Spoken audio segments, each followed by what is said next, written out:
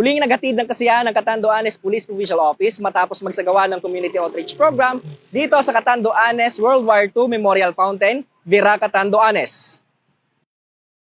Tampok sa aktibidad ang Information Caravan kung saan nagkaloob ang Women and Children Protection Desk ng libreng konsultasyon, samantalang nagbigay naman ang Provincial Cyber Response Team ng patnubay laban sa cybercrime. Nagbahagi rin ng impormasyon ukol sa PNP recruitment ang Provincial Administrative and Resource Management Unit, habang nagbigay naman ng mga paalalang pangkaligtasan ang Provincial Community Affairs and Development Unit.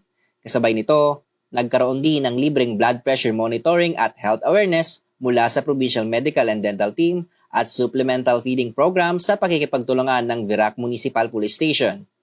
Bukod dito, nagkaroon din ng agraryo merkado sa pakikipagtulungan ng Department of Agrarian Reform, pamamahagi ng mga binhi at pananim para sa urban gardening mula sa Municipal Agriculture Office at Provincial Agriculture Services Office, gayon din ang pagbibigay ng libreng gupit mula sa Cabugao School of Handicraft and Cottage Industries.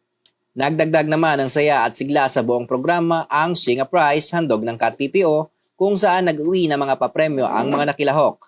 Ang matagumpay na aktibidad na ito ay patunay ng epektibo at matatag na ugnayan ng Catanduanes Police Provincial Office, ng lokal ng pamahalaan, at ng iba't ibang stakeholders sa patuloy na pagsusulong ng kapayapaan, seguridad at kaunlaran sa buong lalawigan ng Catanduanes.